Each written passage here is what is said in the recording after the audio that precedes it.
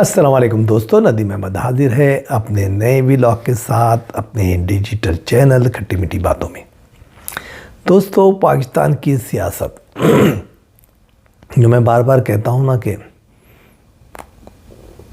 ضرورت سے زیادہ کسی کو دبانا خطرناک ہو جاتا ہے، اور وہی باتیں ہیں کبھی کبھی چھوٹی چھوٹی چیزیں جو ہوتی ہیں وہ تحریک کا رنگ اختیار کر لیتی ہیں یا بہت بڑے پرتشدد ہنگاموں کی وجہ بن جاتی ہے۔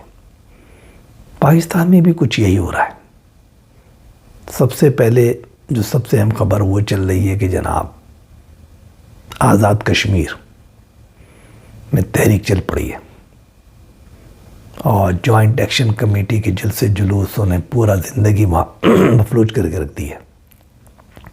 ہلاکتیں، گرفتاریاں، تشدد، انٹرنیٹ کی بندش، بہت کچھ ہو رہا ہے۔ اس پہ ایک تفصیلی ہم جائزہ لیں گے، اور اس کے اثرات پاکستان پہ کیا پڑنے والے ہیں یہ بھی آپ کو بتائیں گے۔ بڑا اہم تجزیہ ہے، اس کو ضرور سنیے گا، میرے پروگرام کو آخر تک ضرور دیکھیے گا۔ اس کے بعد وہی باتیں ہیں جو سامنے ہیں کہ کور کمانڈر پشاور کو تبدیل کر دیا گیا، کیوں کیا گیا، اس کے بارے میں بھی ساری باتیں ہم آپ کو بتائیں گے، اندر کی بات۔ اس کے بعد جناب الوی ان ایکشن جو میں بار بار بتا رہا ہوں شروع ہو گئے، اور پھر عمران خان کی اس ہفتے 3 یا 4 مقدمات کی بڑی اہم سماعت ہونے والی ہیں۔ تو سب سے پہلے ہم تفصیلات میں جانے سے پہلے میں آپ سے گزارش کروں گا کہ میرے اس چینل کو سبسکرائب کیجیے، اور جو بیل کا بٹن آتا ہے اس کو کلک کیجیے۔ اس کے بعد جو آپشنز آتے ہیں اس میں جو ہے آل ویڈیوز کا آپشن سلیکٹ کیجیے، اپنے کامنٹ ضرور دیجیے، اور ساتھ میں جو ہے پسند آتی ہے میری باتیں تو لائک کیجیے۔ اور چلتے چلتے یہ گزارش اور کہ جناب اپنے جاننے والوں کو، دوست احباب، رشتہ دار، اہل محلہ، ان کو میرا یہ چینل ضرور شیئر کیجیے۔ اب چلتے ہیں تفصیلات میں۔ سب سے بڑی بات اگر ہم کریں تو اسے شروع کرنے سے پہلے چھوٹی باتوں کی طرف چلتے ہیں۔ اس کے اندر عمران خان صاحب کے بڑے اہم مقدمات، اس میں سائفر کا کیس بھی ہے، اس میں عدت والا کیس بھی ہے، اس کے اندر جو ہے 190 لاکھ ملین پاؤنڈ والا کیس بھی ہے۔ تو بہت ساری باتیں ہیں، ان کے اوپر جو ہے مقدمات شروع ہونے والے ہیں۔ اس ہفتے بڑی اہم سماعت ہیں، سبھی ہیئرنگ پہ لگی ہوئی ہیں۔ اس میں کچھ مقدمات میں عمران خان صاحب کو ریلیف بھی مل سکتا ہے، کچھ کے اندر شاید نہیں بھی ملے، لیکن بڑا اہم۔ بشا بیوی بھی کچھ کیسز میں انوالو ہیں، ان کی بھی اب تو وڈیالہ میں پہنچ گئی ہیں، ان کے ساتھ عمران خان صاحب کے ساتھ ان کی بھی پیشی ہوگی۔ اب دیکھیے وہ عمران صاحب کیا باتیں کرتے ہیں، یہ مقدمات کہاں تک چلتے ہیں۔ کچھ مقدمات تو بالکل اختتامی مراحل پر ہیں، لیکن ظاہر ہے کہ نیب کے یا گورنمنٹ کے پروسیکیوٹرز جو ہیں وہ اس پر ٹائم لے رہے ہیں۔ دیکھیے وہ کب تک چلتے ہیں، جمعے تک اور واٹ ایور۔ تو یہ باتیں۔ اس کے بعد الوی صاحب ان ایکشن ہو گئے۔ ہم نے پہلے بتایا تھا الوی صاحب کو اہم ٹاسک دی گئی ہے۔ الوی صاحب جو ہیں وہ باقاعدہ پی ٹی آئی کی طرف سے ان کو پروجیکٹ بھی کیا جا رہا ہے، ان کی شخصیت بنائی جا رہی ہے، ان کو مختلف ڈسٹرکٹ بار کونسلز کے میں بلایا جا رہا ہے جہاں وہ خطاب بھی فرما رہے ہیں، اور وہ ایک ہی بات کہہ رہے ہیں کہ بھائی میں چیئرمین نہیں بننا چاہتا پی ٹی آئی کا، وہ تو گوہر صاحب ہی رہیں گے، بیرسٹر گوہر، لیکن میں جو ہوں ایک خاص مشن کے لیے آیا ہوں، اور میرا کام ہے کہ آگ کو ٹھنڈا کروں، بات چیت کرواؤں۔ اور عمران سے میں نے ڈسکس کیا ہے بڑی ڈیٹیل میں، کچھ ہم نے مشترکہ پوائنٹ بنا لیے ہیں جن پہ بات چیت ہم مقتدرہ سے کر سکتے ہیں، اور اس کے لیے میں میدان عمل میں آیا ہوں۔ ملاقاتیں میری ہو رہی ہیں، تعلقات میرے پہلے سے تھے، دیکھیے کیا ہوتا ہے۔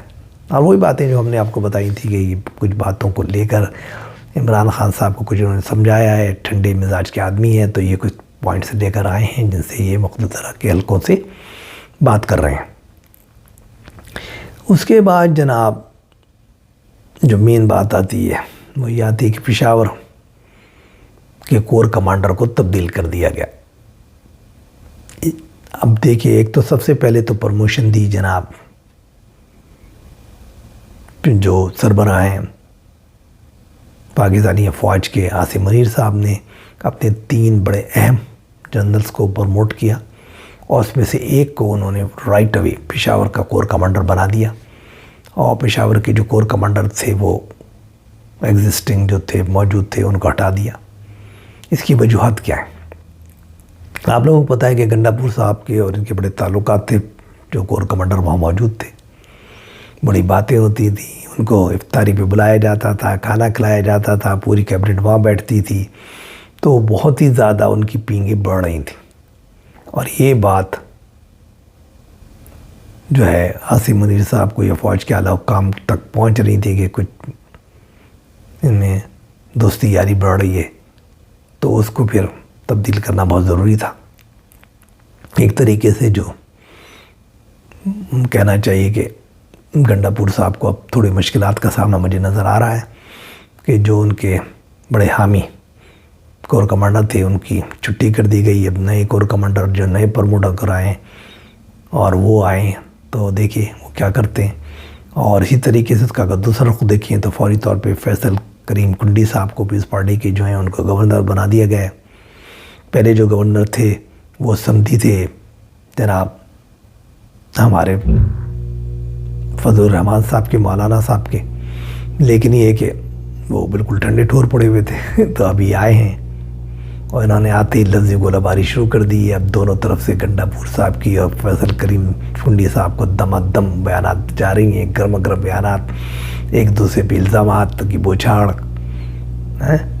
تو اس کا مطلب یہ ہے کہ شکنجہ تھوڑا سخت ہو رہا ہے گنڈا پور صاحب کے ساتھ، کور کمانڈر کی تبدیلی اور ادھر گورنر کی تبدیلی، اور آہستہ آہستہ ان کو تھوڑا سا سبق پڑھایا جا رہا ہے کہ بھیا حدود میں رہنا، اپنی اتنی پیر پھیلانا جتنی چادر ہے۔ تو یہ ایک دلچسپ خبر ہے اور ایک اہم خبر ہے۔ اب ہم آتے ہیں آزاد کشمیر کی طرف۔ آٹا بحران، جو میں نے پہلے کہا تھا پاکستان میں آٹا بحران یا گندم بحران یا گندم اسکینڈل چلے گا، اور وہ چلنا شروع ہوا تو لیکن اس سے شروعات کی ہیں مظفر آباد سے یا راولہ کوٹ سے یا ہم کہیں کہ آزاد کشمیر سے۔ لاسٹ ایئر 10 مئی 2023 آٹے کی پہ جو گورنمنٹ دیتی ہے سبسڈری، وہ انہوں نے کم کر دی، نتیجہ کہ آٹے کی قیمت بڑھی، احتجاج شروع ہوا آزاد کشمیر میں، اور وہ احتجاج جاری تھا۔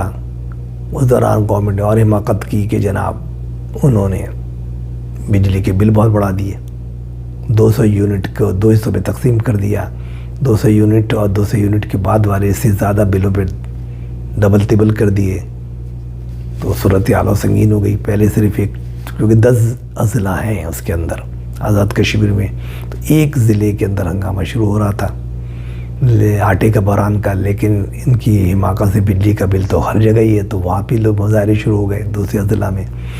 پھر ہوا کیا، ہوتے ہوتے ایک ایکشن کمیٹی بن گئی، پھر جوائنٹ ایکشن کمیٹی بن گئی جو چھوٹے چھوٹے اضلاع کی مل کے، اس میں سارے تاجر برادرز بھی آ گئے، اس پہ اسٹوڈنٹس بھی آ گئے، اس کے اندر سول سوسائٹی کے لوگ بھی آ گئے، اور اس کے اندر اور مکتبہ ہائی فکر کے لوگ شامل ہو گئے، اور تحریک بڑھتی گئی۔ لیکن جو کہتے ہیں نا کہ جو بیوقوف لوگ ہوتے ہیں وہ یہی ہوتے ہیں حکمران۔ حکومت وہاں پر 3 جماعتوں نے مل کے بنائی ہوئی ہے، پیپلز پارٹی بھی ہے، اس میں نون لیگ بھی ہے اور دوسرے لوگ بھی ہیں، اور اس میں مزے کی بات ہے کہ 25 لاکھ کی ٹوٹل آبادی ہے۔ میری بات غور سے سنیں، 25 لاکھ کی آبادی اور 40 وزراء، 40 وزیر وہاں بیٹھے تو سارا مال تو وہی جو ان بقول لوگوں کے وہ کہتے ہیں کہ جناب 80% تو تنخواہوں میں بڑھ جاتا ہے، مراد میں بڑھ جاتا ہے، ترقیاتی نام پہ ختم ہو جاتا ہے، یعنی جو اس کے اندر جو پرسنٹیج اور رشوت لی جاتی ہے ترقیاتی بجٹ کے نام پہ، پبلک کو تو کچھ ایک پائی بھی نہیں ملتی۔ یہ کیسا آزاد کشمیر ہے بھائی؟ تو نتیجہ بہت بے عزتی، کیونکہ اس علاقے میں ہنگامہ آرائی جب ہوتی ہے اور یہ ہوتی ہے تو پھر انڈیا میں بھی اس کو اچھالتا ہے، اور جب انڈیا اچھالتا ہے تو آپ کی بڑی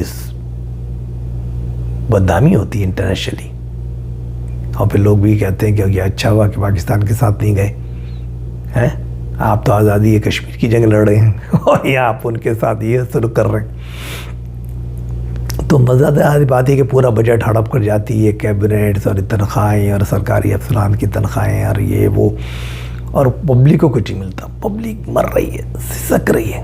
بھائی وہ تو ہر جگہ ہی ہے, پاکستان میں بھی ہر جگہ ہے, لیکن اب کہتے ہیں نا کہ تحریک ایک لمحے میں نکلتی ہے. میں بار بار کہتا ہوں کراچی میں کے ہنگامے جو ہوئے تھے جو بدترین ہنگامے مانے جاتے ہیں 1986. بشرا زیدی کون تھیں؟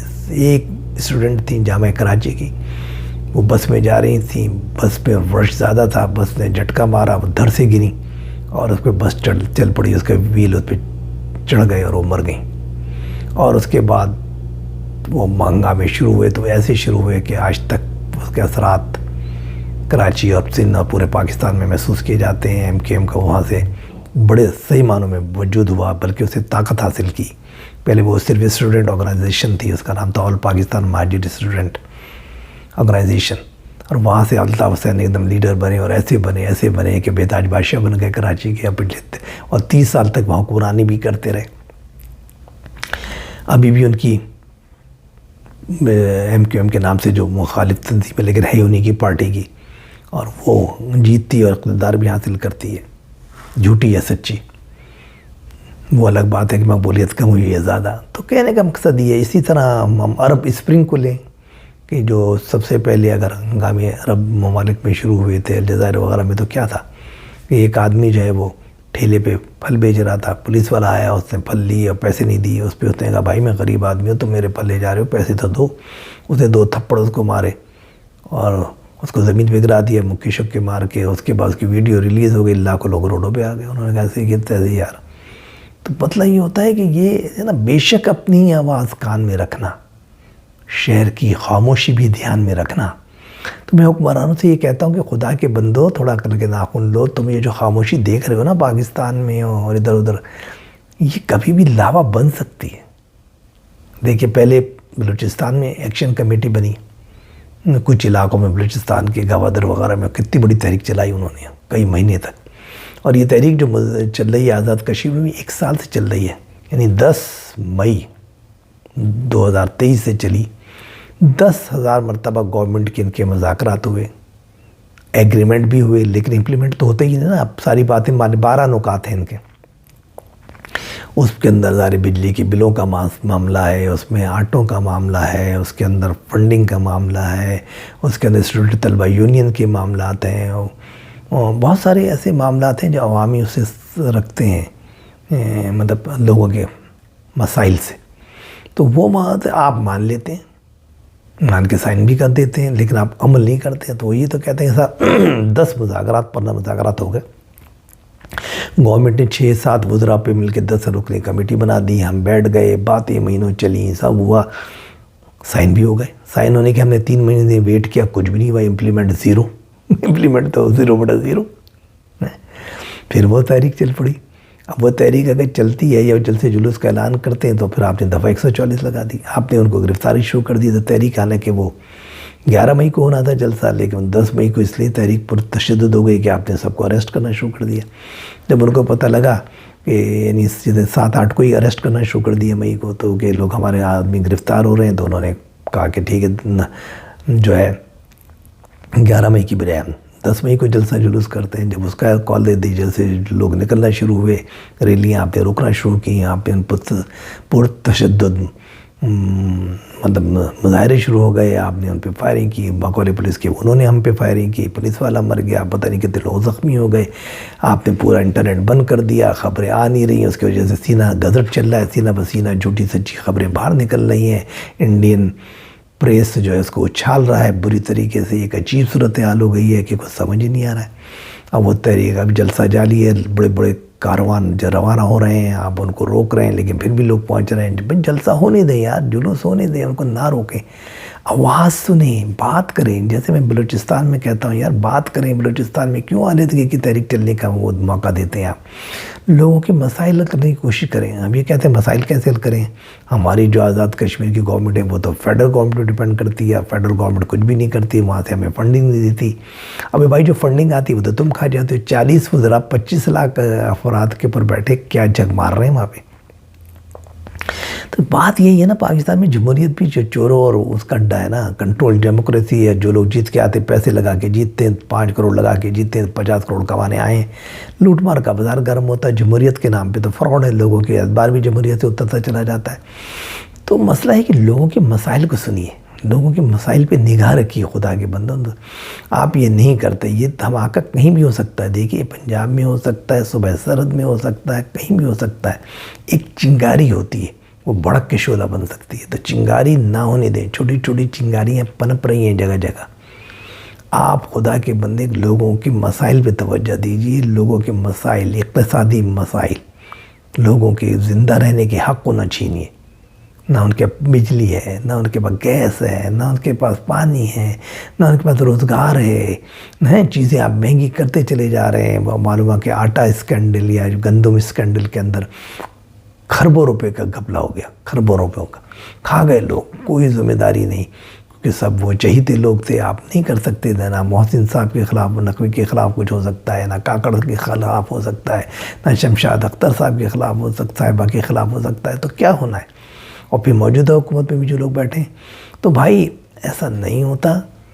انصاف لوگوں کو دیجئے، انصاف کی پھر سے جب بار ہٹ جاتا ہے تو بھی مشکل ہوتی ہے، اور اس کے بعد جب لوگوں کو جو ہے نا اسی طریقے سے جو مراتی یافتہ طبقے کو آپ پرورش دیتے ہیں تو اس سے بھی تباہی پھیلتی ہے۔ اب ظاہر ہے کہ جائیدادوں کے مسائل پہ جو ٹیکسز لگ رہے ہیں، جو اس پہ ٹیکسز، اتنی زیادہ ٹیکسیشن ہے، اتنا زیادہ مسائل ہیں لوگوں کے، بجلی کے مسائل، اس کے مسائل، پراپرٹی کے مسائل، تو الٹیمیٹلی دھماکہ تو ہوگا بھائی۔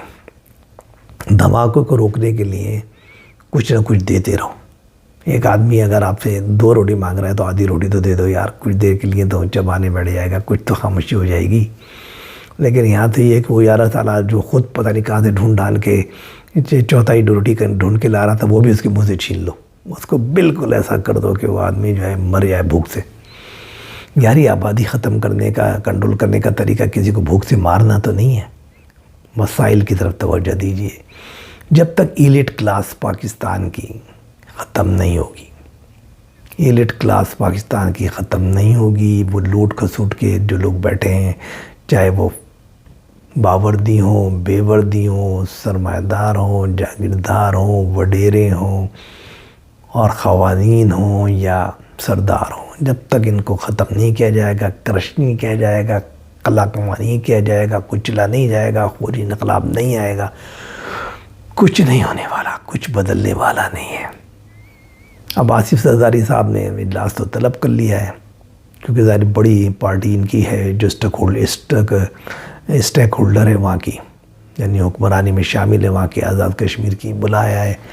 لیکن ان سے ہوتا نہیں ہے نا، یہ سے مذاکرات پہلے بھی ہو رہے ہیں، 10 دن سے 10 پچھلے 1 سال سے مذاکرات ہو رہے تھے، لیکن نتیجہ کیا نکلا؟ آپ ان کے مسائل کہتے ہو ہاں جی کروں گا، ایک کان سے سنا دوسری کان سے نکال دے، کرتے نہیں ہو پریکٹیکلی، لوگوں کو کوئی فروٹ نظر نہیں آتا نا، کوئی ثمر نظر نہیں آتا، کوئی حل نظر نہیں آتا، مسائل جو کہ تو رہتے ہیں تو باتیں بڑھ جاتی ہے۔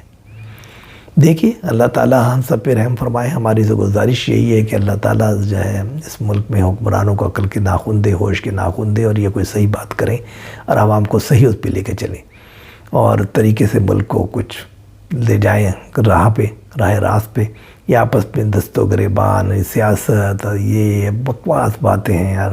سیاستدان لڑ رہے ہیں، گالیاں دے رہے ہیں، ٹی وی پہ ٹاکرے ہو رہے ہیں، مذاکرات ہو رہے ہیں، یار اس سے عوام کے مسائل کا حل ہوتے ہیں یار۔ مجھے عوام کے مسائل چاہیے، ان کا حل چاہیے، مسائل کا حل چاہیے۔ بلوچستان میں لوگ سسک رہے ہیں، پنجاب میں سسک رہے ہیں،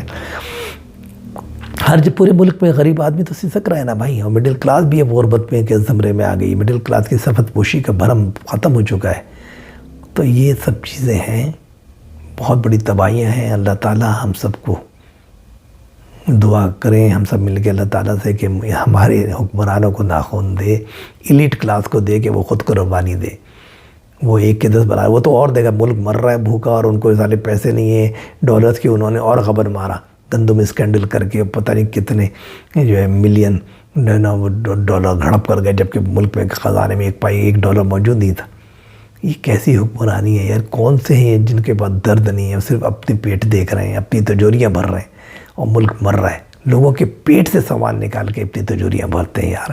ایسے حکمرانوں پہ تباہی ہو یار۔ اللہ تعالیٰ کی طرف سے کوئی ایسے لوگ آئیں جو ملک کو صحیح طرف لے کے جائیں۔